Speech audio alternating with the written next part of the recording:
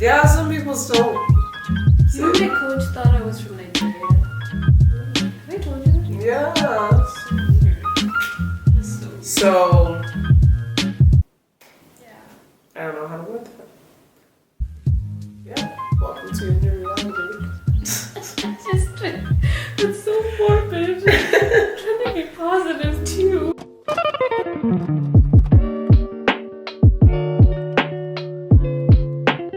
Welcome to Talking About Blackness in America.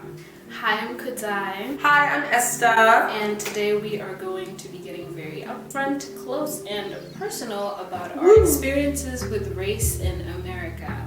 I think like something is like be prepared. Every conversation in America, like race is related.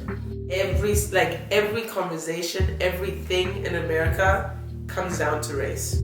So like be prepared like emotionally to always and mentally to always like know this and know like sometimes the hard reality is like the underlying truth is the difference between your like race.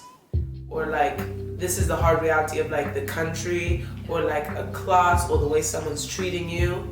So like it's a very like I think that is something that like really weighed me down was the amount of like every conversation all of a sudden me being black is the center of it.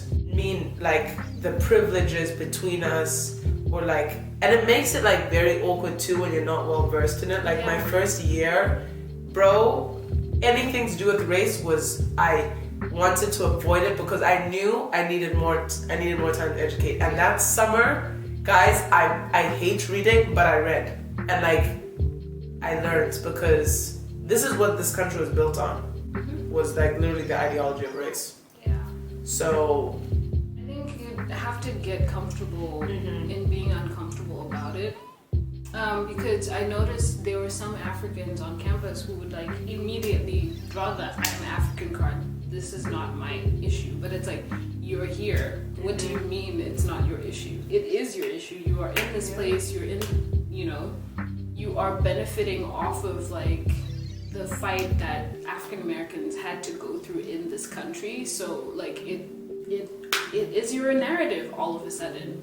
And like I feel like for me I had to really like grapple with that and like see like I don't want to take away from the main voices of this conversation, but how could I contribute like to like amplifying those voices, especially on campus, like with issues like it ends up like like when we're trying to get the multicultural center, it's not just about like you as an African person, because like on campus the black identity encompasses all of you. So the Africans, the Caribbeans, the Afro-Latinas, and African Americans, all of you are just one clump. They're black people. Do what you gotta do. and that's also how like your teachers, other students see you. Like I'm always like in my team, Esther's black before she's an international student. Esther's black before she's like African. I'm black before I'm an athlete. Like your race becomes a prefix. Yeah. That's the truth. Like so issues on campus, like it's not just being like, oh, the African students have this problem. Most of the African students are black.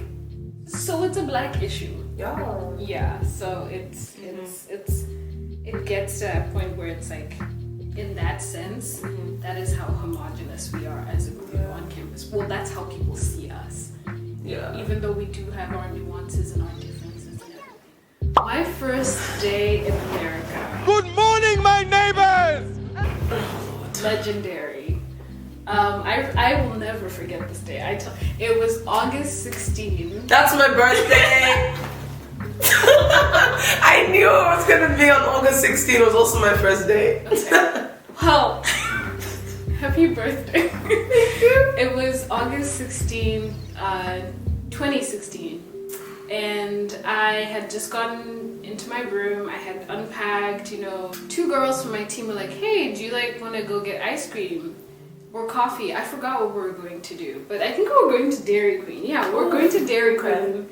And when we're walking on the sidewalk along the highway, these bikers, like these white old people on bikes, like literally got out of their way to slow down and like ride past us and yell all profanities under the sun at me and like be like, go back to where you came from. And I could not, like, at that point I was like, what is this? And this is like my first day here. So I got back to my room, I called my mom and I was like, I can't do this. 4 years later. She always reminds me of that, but I called my mom. I was like, Mom, this is not right. What is going on? So yeah, stay strong. I actually then that day I met my advisor and I told him of the story and he's like, oh, you'll be fine. Who's your advisor? James. Oh, yeah, he was like, yeah, he was like, you know what? This is how you deal with people like this. And I was like, okay. At least now I know what to do if I'm ever in a situation like that again. But for my first day, I was terrified. Okay, guys, so another big piece of advice. Obviously, like, when you come to America, like from the movies, the first thing you think about when you think of America and college is parties. Oh my God! Wow! And those happen no matter what campus you go to. Whether you choose to go is your choice. But I think there's a different party experience that you have to have when you're Black. Woof.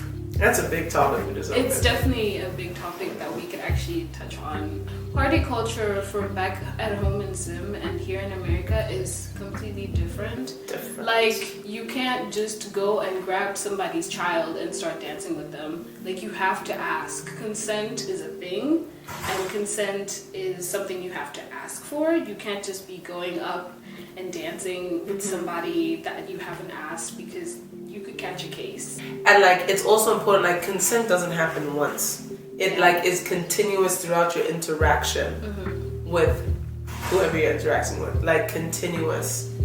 Because catching a case while Black, this is like an everyday thing you hear about on college campuses. Like Black men, like, you know, being reported for sexual assault, like being reported for being predators, and like that stereotype of like Black men being super predators. It's there, and like, that's how people will see you on campus. And you know, you have to be able to be aware of those things so that you're able to protect yourself, so that when you do want to go, we're not saying don't go out, but we're saying go out with those things in mind, and like make sure you have a buddy system where like there's people who like are there to have your back and hold you accountable for like, be like, yo, like, let's not do that today, not today. The thing we're trying to get across the most in this video is like, being Black in any situation, you're going to always be the first target. So if something happens, you're the first person everyone looks at. Yeah. If you did it, if you didn't do it, it does not matter, because the first thing they see is your skin color, to be honest. It's really weird because like, you know, like you hear on campus like things that happen and people are like, oh, this Black guy did this. And you're it's like, I think for me, it put me in a really awkward position where I'm like, I know most of the Black guys on campus, so like, what?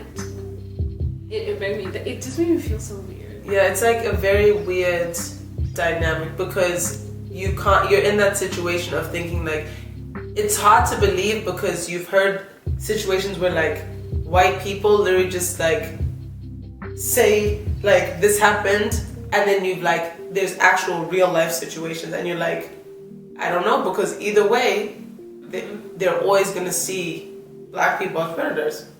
Yeah. So as an African, as a Zimbabwean coming to the US, you might not know this, but like, we're just letting you know that like people already have assumptions about you, not as an African, but as a Black person in general. So because of your outer shell, people see you in a different light already. Another topic is like microaggressions. It's upsetting me in my home, girl, because we feel like, well, damn, if you can't go to Bella Noche's, what the hell could you got? Let's talk about that, because people are gonna want to touch your hair. People are gonna appropriate your culture. And the thing is, You have to pick your battles. It is the sad truth and it'll make you throw up. But sometimes you have to protect your peace and yourself and not always like say when, like address it, because it's tiring and it's stressful. I remember this one time in class. I forgot which class it was, but I think it was a business class.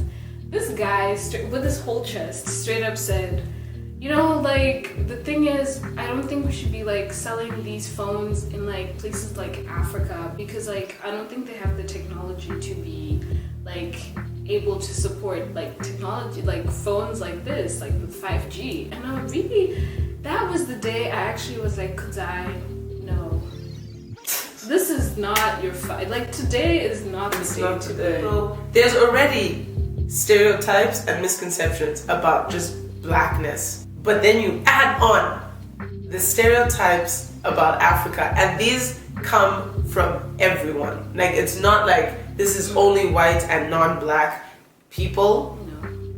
African Americans also have their stereotypes. Okay.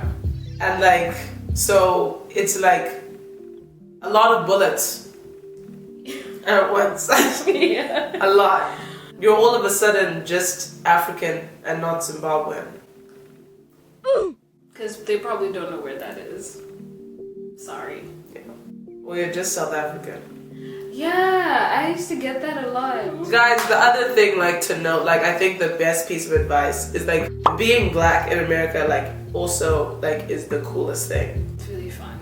Like, honestly, first of all, everyone wants to be you. That is true. Like, everyone wants to listen to your music. Black music, black outfits, black hairstyles, culture. But they can't, but you can. Yeah. Because you're black.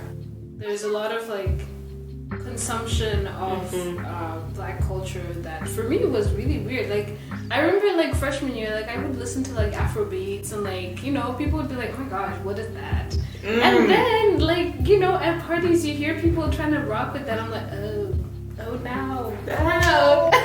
You know, like it's trendy. Yeah. It's also like a whole new world. Like, there's a whole black world outside of Zimbabwe or wherever you're from.